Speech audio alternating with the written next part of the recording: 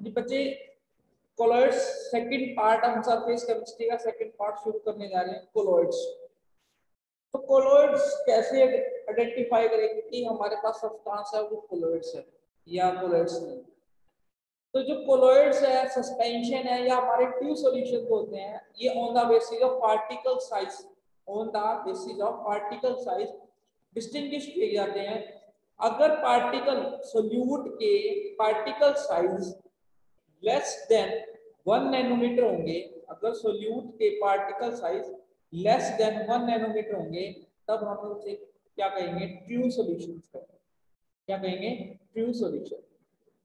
अगर 1 से 1000 नैनोमीटर के बीच में लाई करेंगे तब वो कोलॉइड्स बनाएंगे।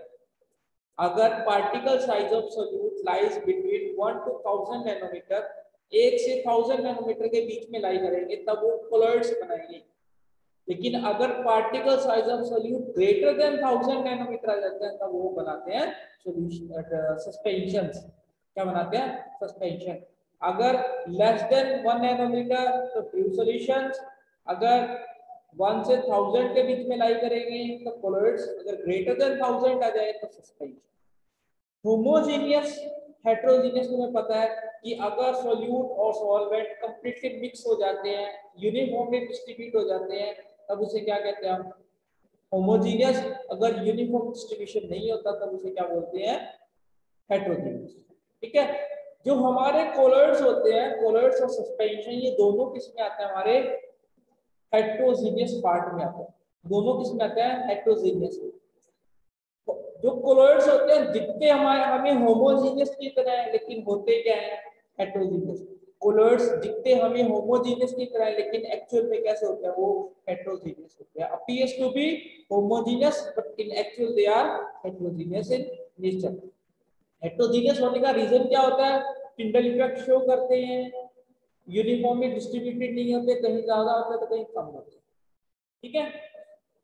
अब जो हमारे कोलॉइड्स होते हैं इनमें दो चीजें होती हैं, जैसे सॉल्यूशन में एक सॉल्यूट होता है, एक सॉल्वेंट होता है, ऐसे ही दो चीजें होती हैं। एक चीज डिस्पर्स्ड फेज, एक होता है डिस्पर्शन मीडियम। एक होता है डिस्पर्स्ड फेज, एक होता है डिस्पर्शन मीडियम। अब डिस्पर्स्ड फेज और डिस्पर्शन मीडियम में फर्क क्या होता है। पहला, डिस्पर्स्ड फेज क्या होता है, फेज जो सोल्यूट होता है, जो डिस्पर्स फैला हुआ है, जो चीज फैलेगी उसे क्या कहेंगे हम, डिस्पर्स्ड फेज कहेंगे। जैसे हम सॉल्वेंट में सोल्यूट डालते हैं तो सोल्यूट चारों तरफ फैल जाता है सॉल्वेंट में, तो जो सोल्यूट होता है वो हमारा डिस्पर्स्ड फेज होता है। और जो प्रोवाइड करता है फैलने के लिए, मीडियम प्रोवाइड करता है जिसमें फैलती है वो चीजें, उसे क्या बोलते हैं, डिस्पर्शन मीडियम बोलते हैं। सॉल्वेंट को हम कहेंगे डिस्पर्शन मीडियम, सोल्यूट को कहेंगे डिस्पर्स्ड फेज कहेंगे। तो on the basis of dispersion phase and dispersion medium हमारे कोलॉइड्स क्लासिफाइड होते हैं। पार्टिकल साइज तो हमें पता ही चल गया, 1 से 1000 नैनोमीटर के बीच में। उन डिस्पर्शन फेज और डिस्पर्शन मीडियम के बीच में कैसी इंटरेक्शन है, उनके ऊपर हमारे क्या होते हैं, ये क्लासिफाइड होते हैं।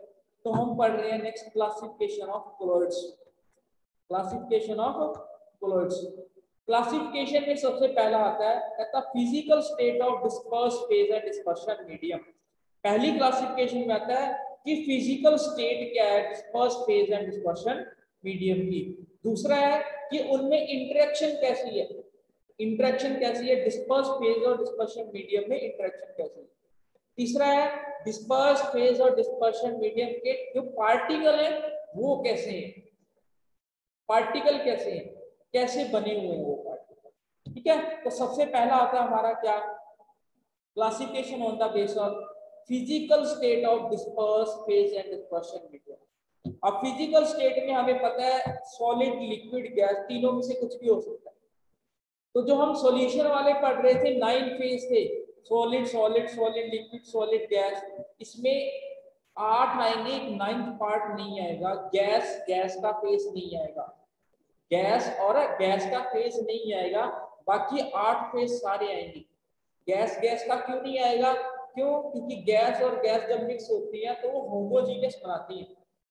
जब दो गैसेज या दो से ज्यादा गैसेज मिक्स होती है तो वो होमोजीनियस बनाते हैं, हेट्रोजीनियस नहीं बनाती। लेकिन हमारे कोलॉइड्स क्या होते हैं, हेट्रोजीनियस होते हैं। इस वजह से हम गैस गैस का जो पार्ट है वो छोड़ देंगे। बाकी जो बच गए 8 solid solid solid liquid liquid gas, ये सारे के सारे 8 फेज हमारे गिवन है। अगर हमारा डिस्पर्स फेज और डिस्पर्शन मीडियम दोनों सॉलिड है तो क्या बनेंगे, सॉलिड सोल बनेंगे, जैसे सम कलर्ड ग्लास जेमस्टोन्स होते हैं। सॉलिड और लिक्विड में क्या बनेंगे, पेंट हो गए, सेल्फ फ्लूइड हो गए। सॉलिड गैस में क्या होंगे, स्मोक एंड डस्ट। अभी ये देखो स्मोक और डस्ट को कैसे, डिस्पर्स्ड फेज और डिस्पर्शन मीडियम। डिस्पर्स्ड फेज हमारा सॉलिड है, डिस्पर्शन मीडियम हमारा क्या है, गैस। मतलब एयर में क्या फैला हुआ है चारों तरफ, डस्ट, या एयर में धुआं फैला हुआ है। एयर क्या हमारी डिस्पर्शन मीडियम, और उसमें डस्ट पार्टिकल क्या पड़े हैं, डिस्पर्स्ड फेज की तरह। तो जो स्मोक और डस्ट है वो हमारे एग्जांपल हो जाएंगे किसके, सॉलिड इन गैस लेवल। तो ऐसे ये देखो 9 के 9 गिवन है, सबके एग्जांपल गिवन है, ये आपने याद करने हैं, ध्यान रखना है कि किसके क्या एग्जांपल है, कई बार ये पेपर में पूछ लेते हैं। एक होते हैं एरोसोल्स। एरोसोल्स क्या होते हैं, जिसमें एरोसोल्स में जिसमें डिस्पर्शन मीडियम एयर होगा, डिस्पर्शन मीडियम अगर एयर होगा तो उसे एरोसोल कहेंगे, और अगर डिस्पर्शन मीडियम हमारा वाटर होगा तो उसे क्या कहेंगे, एक्वासोल। क्या कहेंगे, एक्वासोल। अगर डिस्पर्स्ड फेज हमारा एयर है उसे कहेंगे एरोसोल, अगर डिस्पर्शन मीडियम हमारा क्या है, एक्वस वाटर है, तो एक्वासोल बोलते हैं। ठीक है, फिर आता है classification on the basis of, या हाइड्रोसोल बोल देते हैं या एक्वासोल भी बोल देते हैं, हाइड्रोसोल और एक्वासोल। फिर आता है classification on the basis of interaction between dispersed phase and dispersion medium के बीच में इंटरेक्शन कैसी है। इंटरेक्शन हमें पता है दो ही होती है, या तो अट्रैक्शन होगी या रिपल्शन होगी, या तो अट्रैक्शन होगी दोनों में, या क्या होगी, रिपल्शन। अगर अट्रैक्शन होगी उसे क्या कहेंगे, लायोफिलिक सोल कहेंगे। क्या कहेंगे इसको, लायोफिलिक, मतलब सॉल्वेंट को अट्रैक्ट करने वाली। सॉल्वेंट और सोल्यूट में दोनों में अट्रैक्शन होगी, अट्रैक्शन, दोनों में इंटरेक्शन, पॉजिटिव इंटरेक्शन होगी, तब क्या बनेंगे हमारे, लायोफिलिक सोल कहेंगे।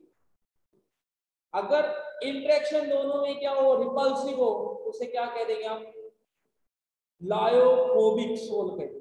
क्या कहेंगे इसको, लायोफोबिक सोल, या लायोफोबिक कोलर्ट्स बोल देते हैं। लायोफोबिक मतलब सॉल्वेंट और सोल्यूट में पॉजिटिव इंटरेक्शन नहीं है, अट्रैक्शन नहीं है, वो एक दूसरे को रिपेल करेंगे। जब दो चीजें अगर मिक्स करते हैं, मिक्स हो जाती हैं, तब उसे कहेंगे लायोफिलिक। अगर वो मिक्स नहीं होती तो उसे क्या कह देंगे, लायोफोबिक कहते हैं। ठीक है, अब लायोफोबिक में लायो जो फिलिक होते हैं हमारे, ये रिवर्सिबल होते हैं, मिक्स करने के बाद दोबारा सेपरेट कर सकते हैं हम। लायोफिलिक को एक बार मिक्स करने के बाद दोबारा सेपरेट कर सकते हैं, रिवर्सिबल बना सकते हैं, लेकिन लायोफोबिक को हम रिवर्सिबल नहीं बना सकते, वो इरिवर्सिबल होते हैं। क्या होते हैं, इरिवर्सिबल होते हैं। और लायोफोबिक हमारे ज्यादा स्टेबल होते हैं एज कंपेयर टू लायोफोबिक के। क्या होते हैं, लायोफोबिक हमारे लेस स्टेबल होते हैं, लायोफिलिक हमारे ज्यादा स्टेबल होते हैं। फिर आता है classification based on types of particle. Types of particle, कैसे पार्टिकल डिस्पर्स फेज के या डिस्पर्शन मीडियम के कैसे पार्टिकल्स। ठीक है, तो उसमें सबसे पहला आता है हमारा मल्टी मॉलिक्यूलर कोलॉइड्स। क्या है, multi molecular colloids. Multi molecular का क्या मतलब है, तो अगर मेरे पास एक पार्टिकल है, मान लो वाटर का एक पार्टिकल है, या फिर मैं मान लेता हूँ कार्बन का एक एटम या सल्फर का एक एटम। जब सल्फर का कार्बन का एक एटम है और उसको मैं क्या करता हूँ, मिक्स करता हूँ, कोलॉइड्स बनाता हूँ, तो वो कोलॉइडल नहीं बनाते, ट्रू सॉल्यूशन बना लेते हैं। जब कार्बन के एक एटम को मैंने किसी सॉल्वेंट में डाला, या सल्फर के एक एटम को किसमें डाला, सॉल्वेंट में डाला, तो वो ट्रू सॉल्यूशन बना लेते हैं। लेकिन जब कार्बन के या फिर दूसरे फॉस्फोरस के, सल्फर के मॉलिक्यूल कंबाइन हो जाएंगे। मॉलिक्यूल कंबाइन होने के बाद एक बड़ा मॉलिक्यूल बना लेंगे जिसकी जो रेंज है, सोल्यूट की रेंज है 1 से 1000 नैनोमीटर के बीच में आ जाएगी, तब उसे क्या कह देंगे हम? मल्टी मॉलिक्यूलर कोलॉइड्स कह देंगे। कैसे? जैसे मान लो, देखो मेरे पास एक पार्टिकल है, ये एक पार्टिकल कोलॉइडल रेंज में नहीं आता। जब इसको मैंने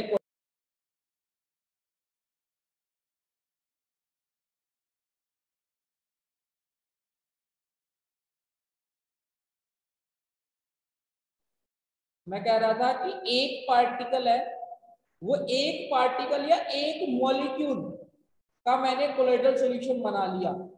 कोलॉइडल सॉल्यूशन नहीं बना, वो क्या बन गया? ट्रू सॉल्यूशन बन गया। लेकिन मैंने क्या किया, इकट्ठे कर दिए काफी सारे मॉलिक्यूल, मल्टी मॉलिक्यूल्स इकट्ठे कर दिए, और मल्टी मॉलिक्यूल को इकट्ठे करके क्या कर दिया, एक। अब ये पूरा का पूरे इतने सारे मॉलिक्यूल एक मॉलिक्यूल की तरह बिहेव करते हैं। मान लो सारे मॉलिक्यूल कंबाइन होके एक मॉलिक्यूल की तरह बिहेव करते हैं। जब एक मॉलिक्यूल की तरह बिहेव करेंगे तो ये जो पार्टिकल आ गया ये कोलॉइडल रेंज में आ गया मान लो। तो एक मॉलिक्यूल की वजह से कोलॉइडल पार्टिकल, कोलॉइडल सोल नहीं बनना था, लेकिन जब वो इकट्ठे हो गए, मल्टी मॉलिक्यूल बना लिए, कोलॉइडल कंबाइन हो गए, कंबाइन होने के बाद किसमें आ गए हुए? कोलॉइडल रेंज में, तब उसे बोलते हैं मल्टी मॉलिक्यूलर कोलॉइड्स। क्या बोलते हैं? मल्टी मॉलिक्यूलर कोलॉइड्स बोलते हैं, मल्टी मॉलिक्यूलर कोलॉइड्स बोलते हैं। फिर आता है मैक्रोमोलिक्यूल।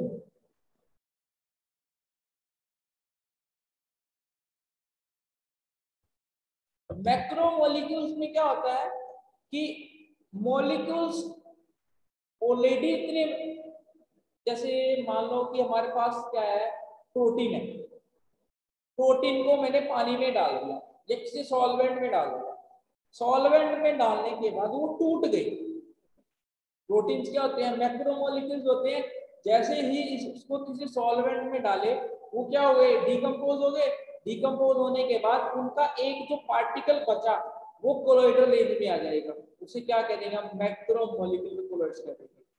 प्रोटीन था हमारे पास, बड़ा मॉलिक्यूल था, उसको किसी सॉल्वेंट में डाल दिया, वो टूट गया। टूटने के बाद जो उसके पार्टिकल बने छोटे छोटे, वो कोलॉइडल रेंज में आ गए। तब वो जो बनेगा हमारा कोलॉइड, कैसा बन जाएगा? मैक्रोमोलिक्यूलर कोलॉइड्स। क्या बन जाएंगे? मैक्रोमोलिक्यूलर कोलॉइड्स बन जाएंगे। उसके बाद आता है एसोसिएटेड कोलॉइड्स। एसोसिएटेड कोलॉइड्स क्या होते हैं?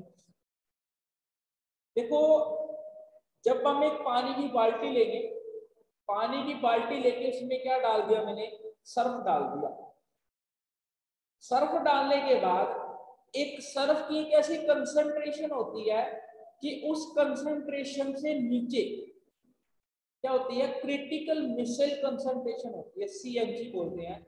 अगर उस कंसंट्रेशन से नीचे रहेगी या उसके बराबर भी हो जाएगी CMC के, तो जो सोप के या हमारे सर्फ के मॉलिक्यूल है वो सारे अलग अलग घूमेंगे, फ्रीली घूमेंगे, एक दूसरे के साथ अटैच नहीं होंगे।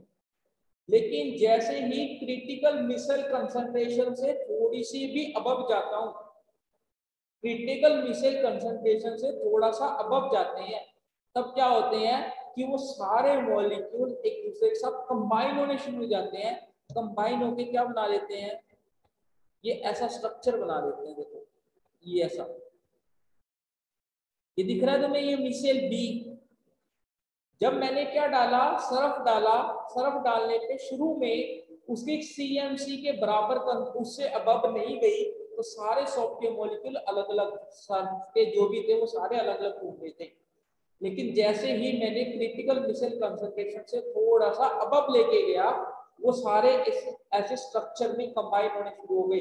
कंबाइन होके 7 8 10 मॉलिक्यूल 20 मॉलिक्यूल कंबाइन होके बड़ा स्ट्रक्चर बनाने शुरू हो गए, मतलब एसोसिएट होने शुरू हो गए।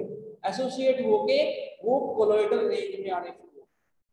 सिंगल मॉलिक्यूल उसका कोलॉइडल रेंज में नहीं आता था, लेकिन जैसे ही वो एसोसिएट हो गए, एसोसिएट होते ही किसमें आ गए, कोलोइडल रेंज में आ गए। तो जो ऐसा कोलोइड बनता है, एसोसिएट होने से जो कोलोइड बनता है उसे क्या कहेंगे, एसोसिएटेड कोलोइड्स बोलते हैं। क्या बोलते हैं, एसोसिएटेड कोलोइड्स बोलते हैं। और सबसे बेस्ट एग्जांपल एसोसिएटेड कोलोइड्स का क्या, मिसेल बनने। मिसेल बनते हैं जब हम कपड़े धोते हैं, उस टाइम जब पानी में सर्फ डालते हैं, सर्फ डालने के बाद मिसेल बनते हैं। मिसेल बन के क्या करते हैं, वो सर्फ उसको, जो हमारी डस्ट पार्टिकल होते हैं कपड़ों के, उनको निकालती है, बाहर निकालते हैं। वो जो हमारा प्रोसेस होता है उसमें जो बनते हैं मिसेल, वो बेस्ट एग्जांपल होता है किसके, एसोसिएटेड कोलोइड्स। इसके एसोसिएटेड कोलोइड्स के बेस्ट एग्जांपल होते हैं ड्यूरिंग